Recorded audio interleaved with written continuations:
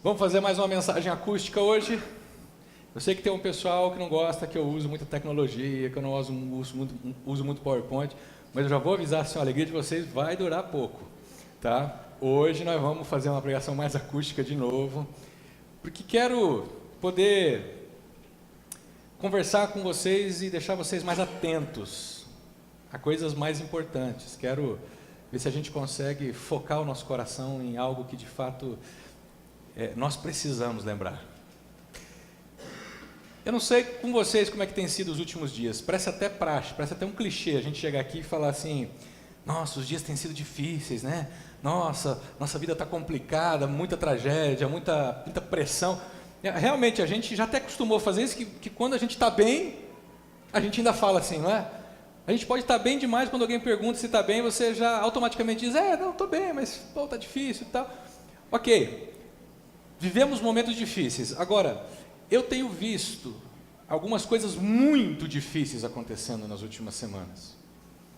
E isso tem mexido um pouco comigo. Que como pastor de uma comunidade cristã, a nossa missão é guiar as pessoas, não carregar as pessoas, mas é guiar, é incentivar, é mostrar o caminho para onde nós estamos indo. Nós estamos voltando para casa, então eu estou dizendo o tempo todo aqui, nós estamos voltando para casa, Deus está nos conduzindo de volta para a eternidade. Até lá o caminho vai ser complicado mesmo. Só que no meio desse caminho a gente enfrenta uns negócios assim inesperados. Pessoas que têm enfrentado morte de pessoas próximas, pessoas queridas, pessoas que têm enfrentado enfermidade, que é um negócio assim que tira a alegria de viver muitas vezes. Vou nem falar da depressão porque metade da galera aqui, se não for mais, vive ou luta de alguma maneira com a ansiedade, com a depressão que vai drenando as nossas energias. Eu fiquei pensando essa semana, Deus, como é que a gente lida com isso? Como é que a gente vive os momentos difíceis da vida? E eu acho que como cristãos, se é que você é cristão, se você não é cristão, ou se você não crê em Jesus, fica tranquilo, pega o que você vai conseguir ouvir hoje de manhã, o que você não conseguir, depois você pode conversar se você quiser comigo, se não, aproveita o que for bom. Mas você que é discípulo de Jesus, muitas vezes a gente cai numa tentação de acharmos que quando a gente começa a seguir Jesus, as coisas vão melhorar. Na verdade, a gente começa a seguir Jesus para as coisas melhorar, vocês já perceberam isso? Muitos de nós, a maioria, o primeiro contato que você tem com a fé cristã, com a comunidade cristã, é num contexto de turbulência. É porque você está buscando algo, porque você está buscando resolver alguma coisa na sua vida, alguma pendência. E você meio que ouviu alguém dizer assim, olha, se você for para a igreja, se você buscar a Deus, as coisas vão melhorar. E se a gente continua alimentando essa mentalidade o tempo todo, a gente não amadurece, a gente continua bebês na fé. A gente continua andando com Deus e tal, mas a gente continua sendo crianças na fé. A gente precisa perceber que ao longo da nossa caminhada com Jesus, a gente vai amadurecer. E esse amadurecimento implica em nós aprendermos que a jornada com Jesus trará para nós muitos momentos difíceis. Não é que Jesus vai trazer momentos difíceis para a gente. É que o caminho que a gente trilha é um caminho difícil. A história na qual nós vivemos é uma história difícil. É uma terra sem lei, que nem diz uma música dos Arrais. É uma terra onde a lei da ganância impera, aonde não existe um coração, as pessoas não têm como padrão, como praxe, um coração inclinado para o outro. E aí por isso que a gente enfrenta todas as coisas que a gente enfrenta. Quando a gente vai amadurecendo na caminhada com Jesus, a gente precisa ganhar essa consciência. Jesus, eu estou contigo, não é para resolver os meus problemas, eu estou contigo para passar firme, sem ficar para trás nos meus problemas. Eu estou contigo porque eu preciso da tua mão a me guiar, pelo amor ou pela dor, que seja a tua mão a me guiar para mais perto de ti. Eu não estou indo para um lugar de paz, de paraíso, de ficar de boa por enquanto. Eu estou indo para Ele. E esse é um ponto muito importante da fé cristã, porque ou a gente vai a Jesus para recebermos uma bênção, ou a gente vai para Jesus para que possamos ir para um lugar. E irmãos queridos, Quando você vem a Jesus, você vem para Ele, ponto. Ele, e tão somente Ele, é a fonte de vida nossa. Ele tão somente é a alegria. Ele tão somente é aquilo que nós precisamos. Então, se Ele está andando, nós estamos indo atrás dele.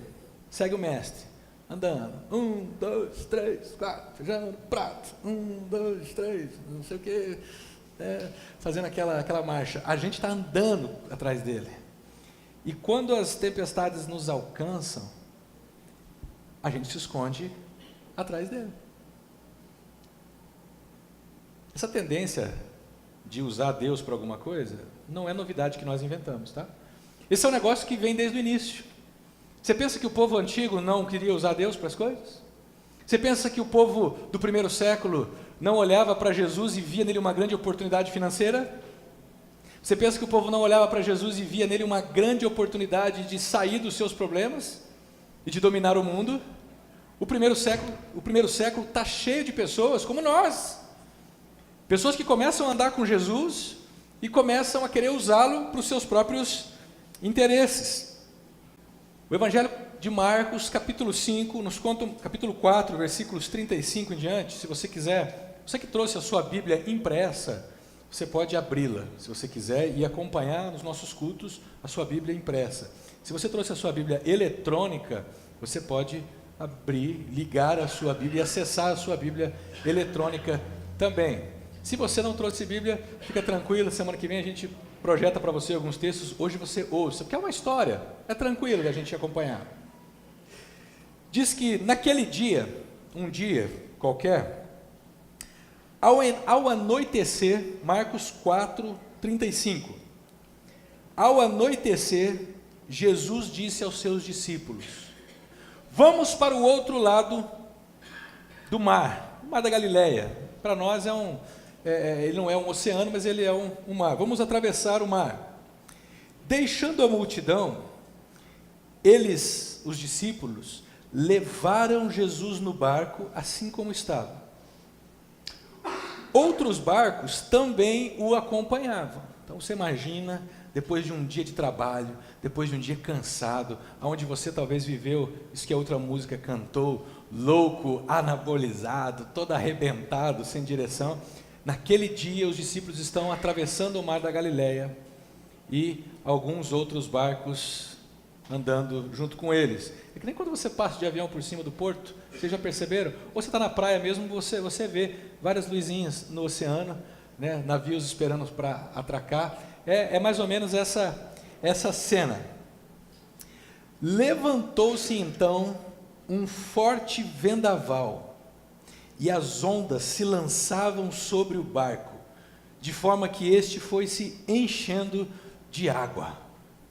Olha, eu nunca vivi um negócio desse, mas só de assistir alguns filmes, tipo Titanic, você está no meio de um lago e a água começa a encher, eu acho que o desespero começa a bater. Mesmo que você tenha salva-vidas, mesmo que você saiba nadar, não é uma coisa tão simples assim. Imagina, ao anoitecer, imagina isso no meio do escuro, do breu. Você percebe que você pode morrer, ponto. Você está vivendo uma situação de morte, iminente. Eu me lembro que uma viagem que eu fiz para Taubaté uma vez de carro, e eu fui aqui pela Serra da Mantiqueira, e fui subir na Serra da Mantiqueira, isso era 1h da manhã, e de repente, algo aconteceu no meu carro que eu não sei o que foi, o ar-condicionado parou, e estava aquela chuvinha, aquela garoa, e dentro o vidro começou a embaçar, e eu fui começando a chegar no pico da serra, e a neblina, a cerração tampando tudo, e eu não conseguia enxergar um palmo da minha frente, do carro. Eu ainda tentei seguir uma EcoSport, até lembro, né, do carro, tentei segui-la para ver se ela ia me guiando, e ela, vazou, eu estava com mãozinha, né, não tinha jeito. E ela foi embora, e eu fiquei sem ter o que fazer, porque eu não conseguia enxergar a pista, e a pista foi estreitando, e o farol não dava conta, porque na minha frente tinha neblina. Eu lembro, eu parei 1 hora, eu parei literalmente, perigo, parei, e eu estava indo reto, e na verdade eu tinha que fazer a curva, não conseguia enxergar os olhos de gato na pista. foi um momento que eu pensei, puxa, se eu morrer aqui ninguém vai saber. Se eu cair nesses penhascos aqui, um carro vir, lascou, eu morri. Um sentimento de abandono, um sentimento de não ter o que fazer.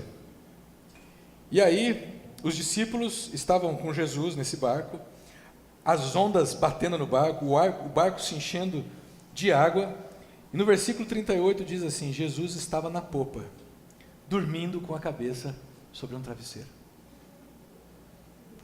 E essa é a cena mais incoerente que talvez tenha na Bíblia. Um homem dormindo durante uma tempestade, e você pensa que ele está num iate, com um quarto fechado, e dormindo no seu travesseirinho, com aquela cobertinha assim, e o pau quebrando lá fora, e ele só sonhando. Não, você está falando de um barco antigo, onde Jesus está exposto à chuva também, ele está vivenciando aquilo, mas ele está dormindo. E quem está descrevendo esse evento para a gente, provavelmente alguém que esteve lá. Quem fez o Evangelho de Marcos aqui sabe que quem provavelmente escreveu, quem ditou o Evangelho de Marcos foi o apóstolo Pedro. Marcos, segundo a tradição, segundo alguns bispos da antiguidade, era secretário do apóstolo Pedro. Então, quem narrou isso aqui para Marcos estava presente, porque ele dá alguns detalhes que você fala, pô, você está contando uma história, você não precisa colocar. Por exemplo, Jesus estava dormindo. Mas por que coloca no travesseiro? Porque alguém estava lá e viu. Alguém com, não sei se era caneca, balde, o que era, mas tentando fazer a água sair fora, e de vez em quando dava uma olhada na popa assim, e o mestre lá, dormindo, roncando talvez, o pessoal gritando, vamos lá, tira a água, vai, joga o balde, e de repente olhar de vez em quando para a popa, e está lá Jesus assim, ó, só falta a musiquinha de ninar. Eles olham para Jesus dormindo com a cabeça sobre um travesseiro, tranquilo, descansando. Os discípulos então não aguentam, eles o acordam e clamaram. Olha, para homem fazer isso, gente, é porque o negócio estava ficando feio. Para homem fazer esse negócio é porque o desespero bateu. Porque o homem tem um negócio de honra que ele não pede ajuda. Vocês sabem disso, né? Mulheres, você fala para o seu marido assim, amor, não é por aqui que nós estamos. Não, fica tranquilo que eu sei. Amor, vocês estão perdidos. Não estão perdidos, eu sei. Amor, está acabando a gasolina, você não vai passar para abastecer? Não, tem um posto logo ali na frente. Mas amor, daqui 300 quilômetros tem um posto. Não, fica tranquilo, dá para rodar. A reserva desse carro vai longe. O homem tem esse negócio de honra. A mulher não, a mulher ela é humilde. Nesse aspecto ela é humilde, sabe? Precisou de ajuda, precisa que você abra um vídeo de ervilha para ela te fala, amor, abre para mim, não tem problema. O homem não, o homem vai tentar abrir, né? Se ele não conseguir, ele vai botar óleo, ele vai botar um pano, ele vai tentar, vai pegar um alicate de pressão, ele não vai pedir ajuda, ele só vai pedir ajuda se estiver no desespero. É ou não é assim, irmãos? Homens, vocês sabem como é que é, a gente precisa ser um pouco mais maleável. Nós não somos nós somos homens, eu sei, nós somos fortes, bonitões, nós resolvemos o problema. Mas a gente precisa muitas vezes ser ajudados, precisamos pedir ajuda, precisamos aprender a buscar ajuda, principalmente quando a gente fala da nossa família, da nossa vida. Nós precisamos aprender a ir até Deus e clamar e dizer, Deus, eu não estou dando conta, por favor, me dá discernimento. Deus, me escuta. Nós homens precisamos aprender a depender do nosso Pai. Os discípulos vão e clamam, eles acordam a Jesus clamando, e eles já estão assim, você vê que a frase deles não é uma frase só de desespero, é uma frase de desespero que já se misturou com uma indignação, porque eles estão passando o maior perrengue, e Jesus está de boa. Talvez eles esperassem que Jesus acordasse sem eles precisarem ter que acordá-lo. Mas como ele não acorda, então eles vão lá e começam. Mestre, acorda, acorda. Caramba, mestre, você não está importando que a gente vai morrer? Você não está nem aí para a gente? É essa frase que eles dizem aqui, ó, mestre, o caramba não está aqui, mas, mestre, não te importa que morramos? Mestre, você não está nem aí para nós? Olha o vendaval, olha como é que nós estamos tudo lascado, tudo molhado aqui, e você está aí tirando o seu cochilo? Você não está fazendo nada? Jesus, segundo o versículo 39 de Marcos 4, diz assim: ele então se levantou, Eu não sei como que ele levantou, mas se fosse eu ia dar aquela olhada para os caras assim, ia falar assim, ó, deixa comigo. Que homem faz isso? O homem, quando o negócio está na mão dele, ele é marrento. Não, pode deixar, não, pode, afasta todo mundo, pode deixar que eu sei o que eu vou fazer. Talvez Jesus ia até pegar o celular dele, puxar e falar assim, ó, Pedrão, filma aí, vai. Filma aí. Mas é os homens. Jesus não faz isso. Jesus, ele está fora desse negócio, ele não está preso a esses negócios do ego que a gente fica preso. Então, o Marcos diz para a gente que ele se levanta no meio dessa tempestade, repreende o vento. Repreende o vento, cara. Se semana passada nós falamos sobre ressurreição, e que a ressurreição é um ponto central na fé cristã, e que a ressurreição é uma das coisas mais difíceis de se engolir, de se acreditar do ponto de vista científico. Imagina esse negócio de um cara repreendendo o vento. E não só repreende o vento, mas ele também diz ao mar: mar, acalme-se, relaxa, brother, fica de boa aí, sossega o facho. Ele não faz um teatrão e diz, pelos poderes de Grayskull, mar. Ele diz ao mar como quem diz a uma criança. Ele diz ao mar como um pai que está educando bem os seus filhos. Ele fala apenas num tom baixinho, diz, meu filho, para quieto aí. E a criança, ops, não precisa fazer aquele estardalhaço. Moleque, vem aqui, que senão eu não vou te dar chocolate hoje. Menino, vem aqui, que senão você não vai assistir o jogo, você não vai jogar videogame. Não. Ó, Heleninha, fica quietinha, meu amor, você é linda, tá bom? Que coisa fofa. Jesus, ele olha para o mar e repreende o mar e o vento.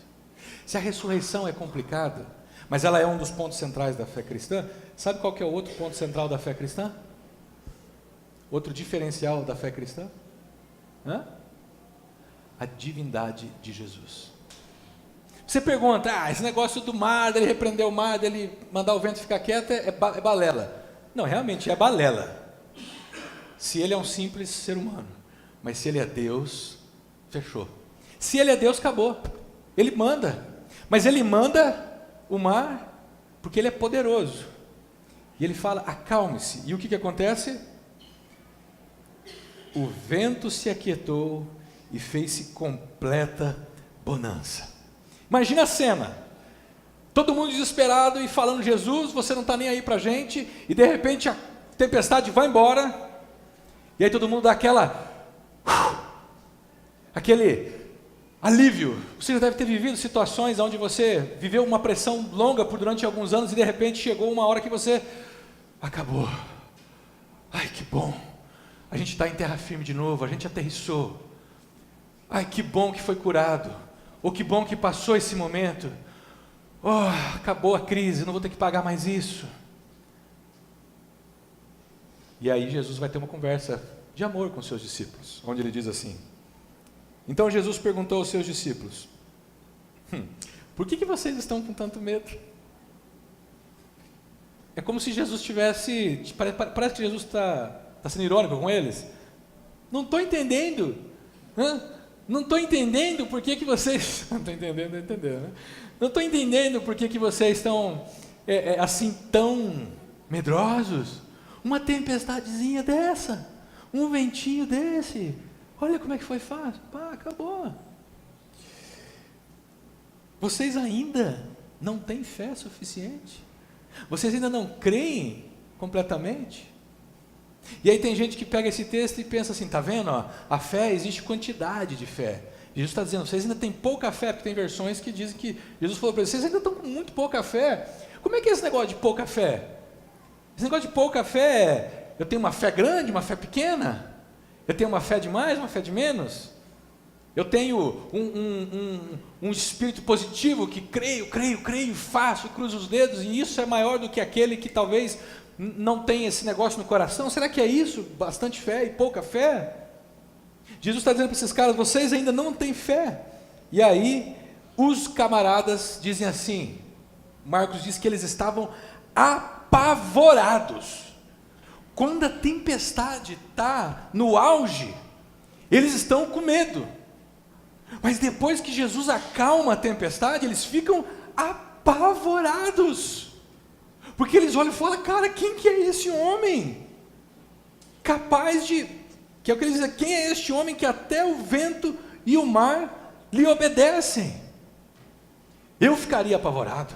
Eu ficaria aliviado, mas eu ficaria apavorado se no meio de uma tempestade alguém chegasse e falasse, quietinho aí, e o negócio ia abrisse o sol e ficasse tudo bonança. Eu falo, cara, fica longe de mim. Não vem perto de mim não, porque quem que é você? Você é o Thanos? Você é um vingador? O que você é? Sai fora. Eu trouxe essa história para a gente hoje de manhã, para a gente perceber o quanto nós temos em comum com esse povo. Vocês já viram? O como nós somos parecidos com eles, nos medos, nas questões, nas dúvidas da vida. O quanto que a gente tem dificuldade de lidar com as tempestades que a gente enfrenta. E não só a nossa dificuldade, mas o quanto nós questionamos a Deus nos momentos de dificuldade, ou não? O quanto a gente não fala isso em público, a gente não vem aqui e fala assim, né, estou decepcionado com Deus, porque Deus não está me ouvindo. A gente não fala isso em público, mas a gente pensa no coração, a gente pensa na mente. Tem alguns momentos que a gente reflete e diz assim, eu acho que eu estou estou dando murro em ponta de faca. Eu acho que eu estou insistindo numa fé que não resolve o meu problema. Porque olha só, eu estou perseverando, eu estou fazendo a coreografia direitinho, eu estou indo na igreja todo domingo, eu estou dando meu dízimo, eu estou orando, eu estou fazendo as campanhas, né? Embora aqui a gente não tenha campanha, eu estou cantando na hora do louvor, eu estou orando diariamente, mas as coisas não estão resolvendo. Esses questionamentos da fé, elas existem dentro de nós, vamos confessar, pô. Esses caras, eles estão num momento onde eles não conseguem se salvar. E a única esperança que eles têm parece que está calada diante deles. Você já se sentiu assim diante de Deus? Deus calado? Porque Deus se cala também. Quando o salmista... Você já viram alguns salmos onde o salmista diz, Senhor, ouve a minha oração? Uma boa coisa a gente aprende com esse salmo, é que ele está orando pelo menos. Ele está clamando a Deus. Ele de alguma forma está indo a Deus e dizendo algo, eu estou precisando de você, Deus. Coisa que eu e você, na nossa vida rotineira, a gente já vai ganhando assim aquele ritmo onde a gente acha que Deus vai fazer automaticamente algumas coisas. E outros mais liberais vão achando, não preciso nem pedir, porque Jesus disse que Deus já conhece a minha palavra antes de eu chegar na minha boca. Então eu não vou nem pedir, porque Deus já sabe o que eu quero pedir. Muitos de nós esquecemos de que nós precisamos ir à fonte constantemente, diariamente, para a gente se manter de pé. E essa fonte se chama Jesus Cristo. Você vai a Ele e em nome dEle você ora a Deus. Se eu fizesse uma enquete aqui, quantos de nós têm uma vida de oração regular? Será que nós teríamos um bom resultado aqui? Quando eu falo regular, não é nem orar todo dia. Quantos de nós gasta 3 vezes por semana orando? Não orando porque você precisa cumprir uma tabela, mas porque você sente que você está vazio. Você sente que a tempestade está enchendo o teu barco e você está lá tentando tirar a água do seu barco do seu jeito. E você olha para Jesus esperando que Ele faça algumas coisas assim automáticas. Quantos de nós somos como os discípulos, que quando os problemas chegam na nossa vida, a primeira coisa que a gente faz não é dobrar o nosso joelho e dizer, Deus, tem misericórdia de mim, me ajuda. É porque a gente acha que a oração é um negócio que não dá muito certo, né? Você não está fazendo nada, você está ali falando ao vento.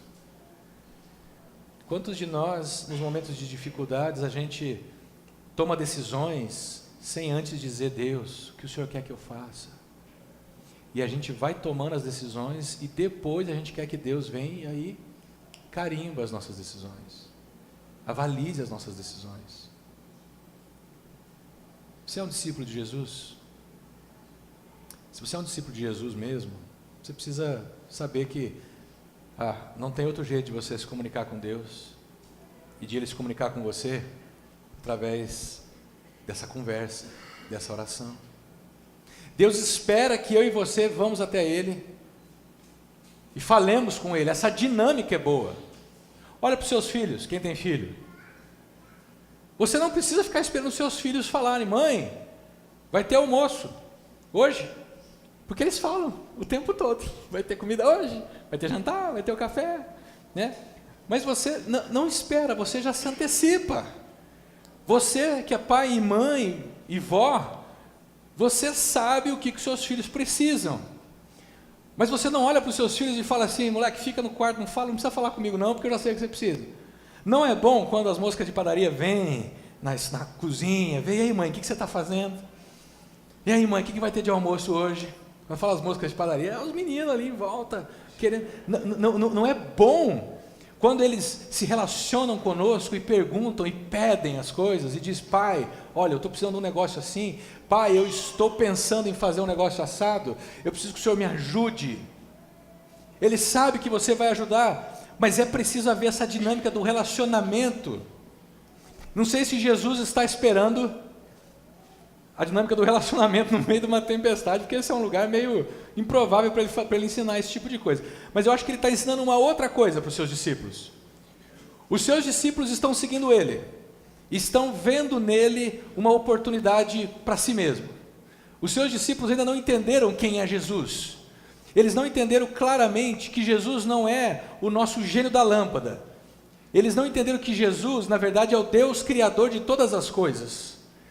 E que Ele estava no meio deles para poder andar entre eles, viver como um ser humano perfeito, morrer na cruz e ressuscitar para vencer a morte e nos levar para casa. Mas eles não entenderam isso. Eles estão andando com Jesus e na primeira crise que eles têm, pesada, sabe o que eles fazem? Eles duvidam do caráter de Deus. Porque é uma pergunta assim: você não está nem aí para mim? Essa é uma pergunta que não vem de alguém que está seguro sobre as suas intenções, certo? Se os seus filhos chegassem para vocês e falassem assim: vocês não estão nem aí para mim? Vocês não estão se importando que eu estou me lascando lá? Que eu estou estudando que nem um louco? Que eu estou trabalhando o dia inteiro? Vocês não... O que isso causaria em vocês? É isso aí, Helena. Percebe que Jesus está no meio da crise, desmascarando as verdadeiras intenções desses caras? E acredite, irmãos, a gente se revela quando a gente está bem, mas quem nós somos fica mais à mostra, mais à flor da pele quando a gente está no meio das turbulências. Você quer se ver? Coloca pressão sobre você. Você quer ver quem você é?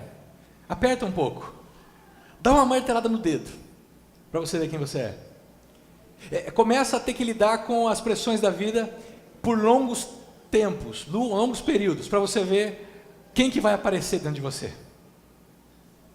Vai aparecer alguém que murmura, aquela pessoa que fala mansinho, ela já começa a falar mais pesado. Aquela pessoa que não xingava vai começar a xingar. Aquela pessoa que antes duvidava e dizia eu creio, vai começar a ter dúvidas. Aquela pessoa que era amável vai começar a ser arrogante. A pressão faz isso conosco. Pega o casamento. Quando o casamento começa a ferver, a gente se revela. A gente tira a máscara e fala assim: sou eu mesmo que estou aqui. Né? Vocês assistiram aquele filme Venom? Quem assistiu Venom? Que é um cara, é um super-herói ou um vilão que é a semelhança do Homem-Aranha, não é? Ele é um monstro que vive dentro do cara. E aí ele conversa com o cara. Então de repente o cara está fazendo e ele fala assim: não vai para lá. E ele: não, mas eu vou. E ele fala de dentro: não, você não pode ir para lá porque lá vai ser perigoso para você. E aí o Venom, de vez em quando o Venom ele aparece e a forma do cara, que era de humano, de repente vira de um vilão, de um monstro. Nós, em momentos de pressão, a gente mostra quem de fato está dentro de nós. E aqueles discípulos de Jesus estavam dizendo assim: olha, Jesus, sinto muito, mas até agora foi muito bom, a gente viu você curar alguns enfermos, a gente viu você curar os paralíticos, a gente viu você expulsar uns demônios, mas agora está mexendo com a gente, está mexendo comigo, não mexe comigo não. Você viu aquele pessoal que fala assim, ó, não, pode falar dos meus amigos, pode falar dos meus irmãos, mas não fala da minha mãe não. Fala da minha mãe que eu vou para frente. Não mexe comigo, não fala que eu sou mentiroso. Não fala. É mais ou menos assim. Quando mexe conosco, a coisa muda. Eu como pastor, por exemplo, eu sinto isso o tempo todo. Porque eu vou aconselhar alguns de vocês e digo, não, faz assim, faz assim. Mas quando é comigo, meu, parece que vem um holograma assim e passa o videotape de eu falando para as pessoas. E aí eu digo, Deus, esse negócio não pode estar certo. E às vezes eu falo, Deus, você não está se importando comigo não? Você não está se importando que eu vou morrer? Você não está se importando que eu não vou dar conta? Percebe como que as pressões da vida, elas revelam quem nós somos? As dificuldades, elas vêm para nos... não é nem fazer um raio-x, é fazer uma autópsia mesmo, é abrir a gente e mostrar quem nós somos por dentro. E quando a gente se vê por dentro e vê quem nós somos, aí de fato nós temos alguma chance de sermos resgatados por Ele. Esses caras estão duvidando de Jesus. Jesus numa boa levanta, Ele é Deus. Olha, assim como a ressurreição, que você tem que crer ou não dá para você ficar no meio termo, a divindade de Jesus também é um negócio que não dá para você ter meio termo, cara. Ou você crê que Jesus é Deus também, 100% homem, 100% Deus, ou Ele vai ser um mero mestre para você, um mero guru. Se Ele é Deus, fala para mim uma coisa, por que você está procurando outros métodos para resolver a tua vida? Por que o desespero toma conta de você de maneira tão fácil? Se você é filho do Deus Criador e Todo-Poderoso, por que você continua indo visitar videntes, profetas, para saber o seu futuro? Por que você continua fazendo uma salada de espiritualidades na sua vida? Se você tem Jesus, o Deus Criador, dizendo que te ama. Por que você está tomando atitudes impulsivas e até abrindo mão de valores, negociando coisas que você não devia negociar? Se você tem Jesus, embora ele pareça estar dormindo, mas Ele está no seu barco, Ele está contigo. Por que eu e você temos essa mania de, no desespero, abandonarmos Jesus e duvidar de que Ele de fato cuida de nós? Jesus, você vê que Ele se levanta numa calma, e Ele faz com esses caras o que Ele faz conosco o tempo todo. Você está aqui hoje, olha para a sua vida, irmão, minha irmã, meu amigo, você está aqui hoje porque muitas vezes no meio das tempestades, não é porque você buscou o profeta, a vidente, o tarô, o horóscopo, não é porque você deu um jeito do seu jeito que você está aqui, você chegou até aqui, não, você está aqui até hoje, porque no meio das tempestades, enquanto você estava correndo para lá e para cá, tentando tirar a água do seu barco, Jesus estava dormindo, e mesmo sem você acordá-lo, Ele levantou e disse para o mar, ó, calma aí, e você passou, e você está aqui até hoje. Não foi porque você fez algo, foi porque Ele fez algo. Agora, a pergunta é o seguinte, você tem percebido Ele fazendo? Porque quando você percebe Ele fazendo, sabe o que isso vai causar em você? Mais medo ainda. Porque esses caras estavam apavorados porque eles iam morrer. E agora estão muito mais apavorados porque Deus fez algo. Eu me lembro que aos 19 anos, eu estava com uma dívida astronômica para minha renda e para minha idade. Acho que dava em torno de uns R$1.200, alguma coisa assim. Eu era solteiro, trabalhava numa agência de viagens em São Paulo e morava sozinho e as coisas não conseguiam se resolver. Eu lembro que um dia eu cheguei na agência, era só eu que trabalhava lá, junto com o dono da agência, e eu sentei naquela agência de manhã e falei, Deus, olha, eu estou enrolado, preciso que o Senhor me ajude, porque senão como é que eu vou sair dessa enrascada? Não aguento mais ficar nesse enrosco, dessa dívida. E aí eu escutei uma mensagem de um pastor amigo chamado Josué Campanha, lá de São Paulo, e ele falou sobre a Aquele evento que Jesus cura um paralítico no tanque de Betesda, e ele chega para o paralítico e fala assim, você quer ser curado? E o cara dá uma resposta assim, eu estou aqui, ninguém me ajuda, tal. Ele fala, não estou perguntando isso, estou perguntando se você quer ser curado. Ele fala, eu quero. Ele fala, então beleza, levanta e vai embora. E aí a aplicação dele foi que, às vezes Deus quer fazer algumas coisas, nós queremos que Deus faça alguma coisa na nossa vida, mas nós não estamos prontos para as implicações disso. Porque aquele cara, ele era paralítico. Sendo paralítico, ele não podia trabalhar, ele era sustentado pelos outros, ele não tinha um lugar na sociedade. Querendo ser curado, ele vai ter que ter uma responsabilidade, ele vai ser curado, ele vai ser reinserido, ele vai ter que trabalhar, ele vai ter que produzir, tal, vai mudar a vida dele. E aí a aplicação que esse pastor disse foi, olha, tem coisas que você está pedindo a Deus, a pergunta é, você tem consciência de que se ele fizer isso, a tua responsabilidade também vai aumentar? Se ele te ajudar com essas dívidas, você vai entrar em outras? Você vai continuar lidando com o dinheiro desse jeito? E naquele dia eu me arrependi de manhã e falei, Deus, olha, eu quero de fato mudar, eu quero viver de um jeito mais equilibrado e tal. Isso era uma quarta-feira. E eu lembro que chegou num domingo na hora do culto, um amigo meu, que hoje é missionário, não é o André, mas ele é missionário lá no norte, um japonês que deixou tudo e tinha uma empresa de farmacêutica naquela região de São José do Rio Preto e, enfim, a história dele é outra, mas ele abandonou tudo e falou, eu vou ser missionário, velho. E ele está lá até hoje. E ele fez isso aos 42 anos. E eu lembro que naquele domingo ele chegou para mim, assim, depois do culto, com um papelzinho dobrado assim, botou no meu bolso e falou, Tó, isso aqui é um presente para você. E eu fui embora para casa e abri aquele papelzinho e era um cheque de R$2.000. Eu pensei, eu fiquei apavorado. Eu fiquei pensando assim.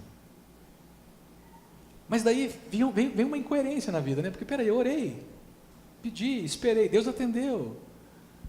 E aí, quando ele fez, era como se eu não acreditasse, como se eu fizesse por fazer. Nos últimos 4 anos, alguns de vocês sabem, eu venho lutando e tratando uma depressão leve. Imagina se fosse pesada, né, galera? A galera que está mais perto aí sofreu bastante. Mas teve dias que eu acordei pela manhã, quando eu acordava, e eu não tinha vontade de fazer nada. Não era preguiça, vagabundagem. Quem não sabe o que é depressão, acha que é vagabundagem, que é frescura, tal, mania. Então, beleza, espero que você nunca tenha depressão um dia, para você não ter que ficar julgando os outros mais assim.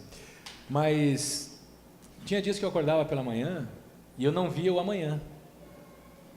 Isso não foi um dia, foram meses, foram alguns anos. Eu olhava e falava assim, o que eu vou fazer hoje? Para que eu estou aqui? E algumas dessas vezes, antes de levantar, que eu acordava e ficava assim, puxa, tem que levantar, tem que trabalhar, tem que fazer as coisas. E algumas dessas vezes eu orei a Deus e falei, Deus, me dá hoje, por favor, renova a minha energia, me dá hoje uma razão para eu levantar e seguir em frente. E de repente eu me sentia bem para seguir em frente. E sabe o que acontecia comigo?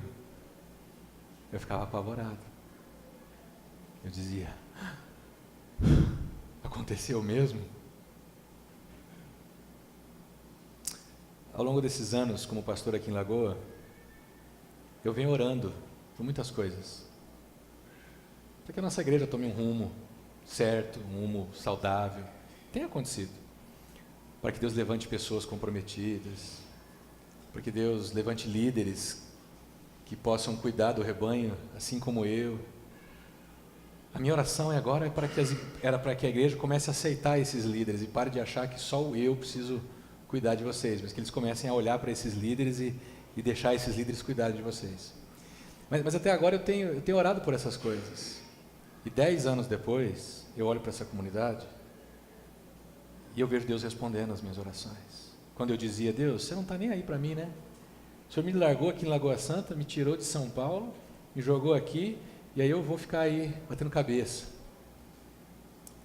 E parece que Deus estava dormindo. Jesus estava dormindo no travesseiro. Algumas vezes eu acordei e ele disse, você não vai fazer nada não? Estou fora, hein? E ele não falou nada, ele não acordou, ficou lá, deixou o pau quebrar, deixou a tempestade me molhar, cara. Mas em algum momento ele se levantou e disse: Fernando, você está me confundindo com alguém, cara. Você está me confundindo com você mesmo. E eu não trato assim os meus amigos, os meus filhos, meus irmãos. Eu amo os meus irmãos. Eu jamais me alegraria com a morte deles. Eu só preciso que você saiba que quando você está me seguindo, as pedradas que eu levo, algumas delas vão pegar em você. Eu só preciso que você saiba que me seguir e andar comigo vai levar você por caminhos difíceis. E o que você precisa saber, Fernando, é que eu estou atento a isso. Ponto. Eu sou Deus. O que você faz? Fica quieto? Não. Faz o que você pode fazer. Mas quando chegar no limite do que você pode fazer, fica tranquilo que eu estou sabendo. E eu estou cuidando. Para de querer me usar, Fernando, para os seus interesses. Para de querer me usar para se promover, Fernando. Para de querer me usar para ter uma reputação irretocável. Eu sei de onde você veio, Fernando. Eu sei quem você é, cara. Confia em mim. Eu te amo. E quando você vê essa história de Jesus acalmando uma tempestade e os seus discípulos desesperados, sabe para qual outra história da Bíblia você vai ser levado? Jonas. Vocês já viram como essa história da tempestade que é acalmada por Jesus tem uma semelhança com a história de Jonas? Jonas é aquele cara que vocês sabem, foi engolido por um grande peixe. Não sabemos se é uma baleia ou se é que tipo de peixe que é, ou um megalodonte, mas é um grande peixe.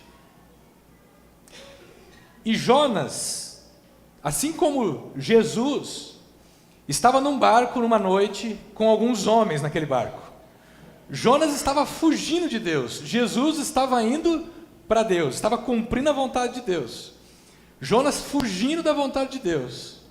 Jesus estava dormindo na popa do barco. Jonas estava dormindo no porão, mais tranquilo, mais seguro. O vento começa tanto em uma história quanto em outra.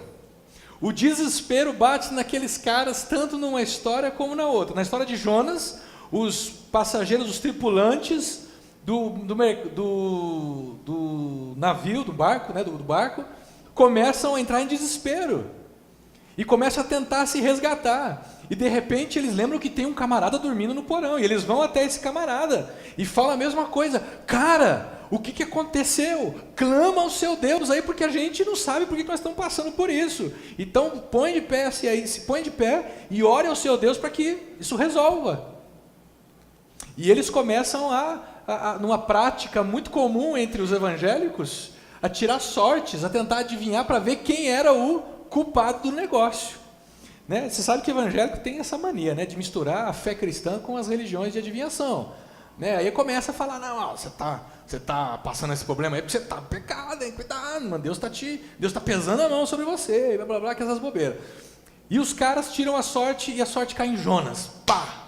E aí eles olham para Jonas e falam assim: fala aí, meu, desembucha, o que você fez para os deuses? O que você fez que causou a ira deles desse jeito? E ele fala: não, realmente Deus mandou eu ir pregar a palavra lá em Nínive, só que eu odeio aqueles caras lá, porque aqueles caras fizeram muito mal para o meu povo. Eu sei que se eu for pregar lá, Deus vai ficar com dozinho deles, vai perdoar eles, vai receber, então eu estou indo para outro lugar. E aí os caras olham para ele e falam: meu, o que você fez? Olha a desgraça que você trouxe sobre nós. E aí eles falam: e agora? O que nós vamos fazer? O que nós vamos fazer? E aí Jonas fala: não, meu, faz o seguinte, me joga fora, me joga do barco, me joga no barco e resolve para mim. E os caras: é isso mesmo, gente? Todo mundo: bora. Pegou Jonas e jogou fora do barco.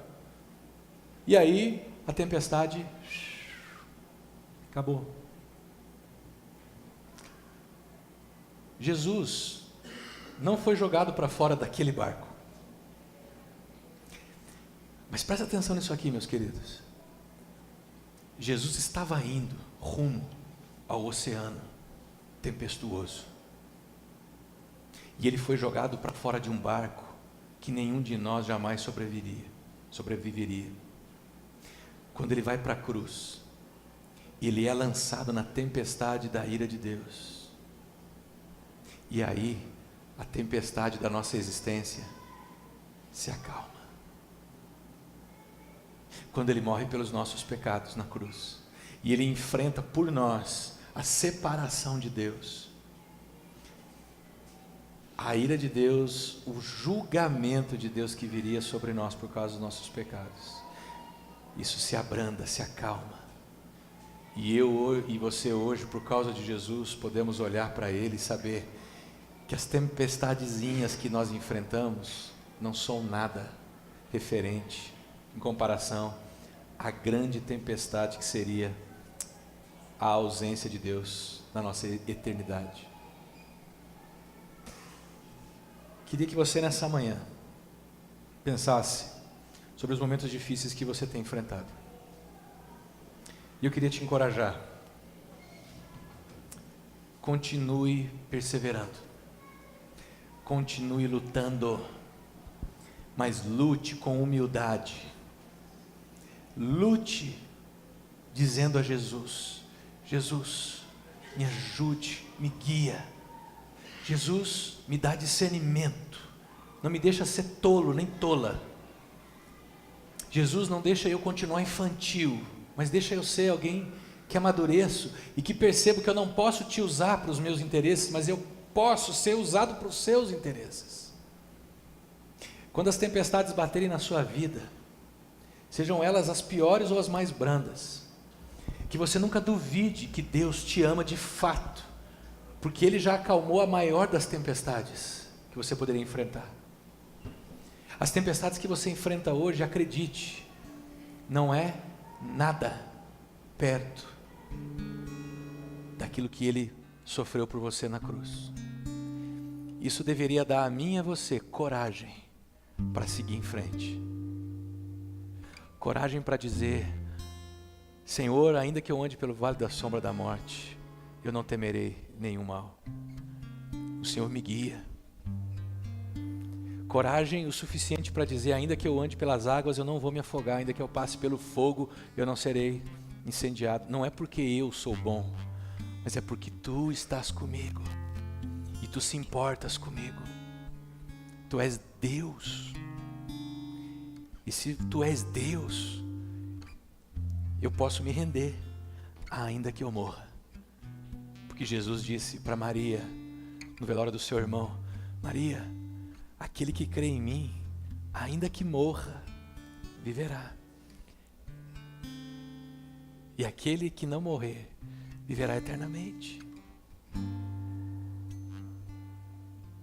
Eu sei que a vida não é fácil para ninguém. Pare de achar que o seu problema é falta de dinheiro. Pare de achar que o seu problema é porque você não tem aquilo que o outro tem. Pare de achar que você está encrencado porque você não mora na mesma cidade que o fulano, que você não tem aquele carro, ou porque você não tem aquele corpo, porque você não é magro, não é gordo. Os seus problemas, eles são um momento ideal para Deus revelar quem você de fato é. Se você conseguir perceber isso, meu irmão, se lance nos braços dele e diga: ok, Jesus, estou contigo, vamos embora. Eu vou continuar perseverando. Lembrem-se, irmãos, um dia o Rei Jesus, ele volta. E esse é outro ponto da fé cristã. Ele prometeu que vai voltar.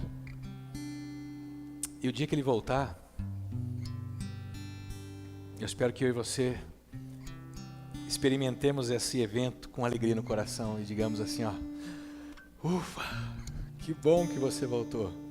Não quero ninguém chegando para Jesus dizendo assim, ó: demorou, hein? Até que enfim, pô, tava na hora. Você não precisa dizer isso para Jesus. Você pode ir até aos pés dele e falar: que bom que você está aqui de novo. Que bom. Eu já não aguentava mais de saudade de você. Ele vai te pegar nos braços e vai dizer: meu filho, que bom que você perseverou. E aí Ele vai te mostrar e vai falar assim, ó, tá vendo? A tua história foi uma linda história que eu escrevi. E você vai poder contar ela pela eternidade toda. Vamos orar? Jesus amado, nessa manhã nós estamos diante do Senhor e é bem possível que o nosso coração esteja inquieto. Alguns mais, outros menos. O Senhor conhece cada um de nós aqui. Sabes quais são as nossas angústias mais profundas, Senhor. Venha e sonda, pesquisa no nosso coração, Senhor. Vai fundo dentro das nossas intenções, motivações. Revela quem nós somos, traz à tona quem de fato nós somos e o que nós de fato queremos contigo, Senhor. Que nessa manhã o Senhor possa nos mostrar quem somos e ao mesmo tempo nos fazer enxergar quem o Senhor é. Coloca dentro de nós a confiança em quem o Senhor é, para que a gente não caia na tentação, na armadilha de duvidarmos de você, Senhor Jesus.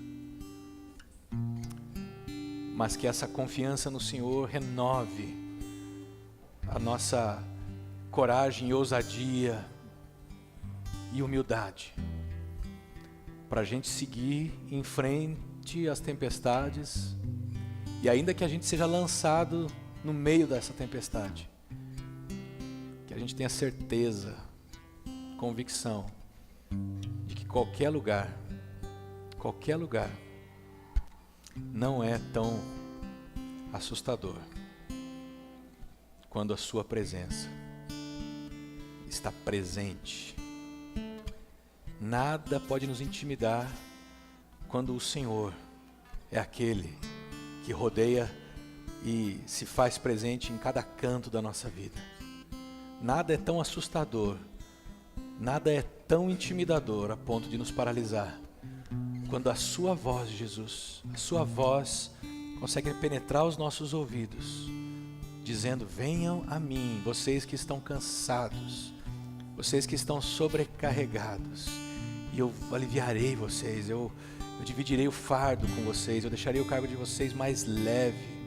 Venham e aprendam comigo, que sou manso e sou humilde de coração, e vocês vão encontrar descanso para o coração de vocês, para a mente de vocês, para suas emoções, porque o meu fardo, o meu peso, a minha pressão, ela é suave, ela é leve, dá para carregar.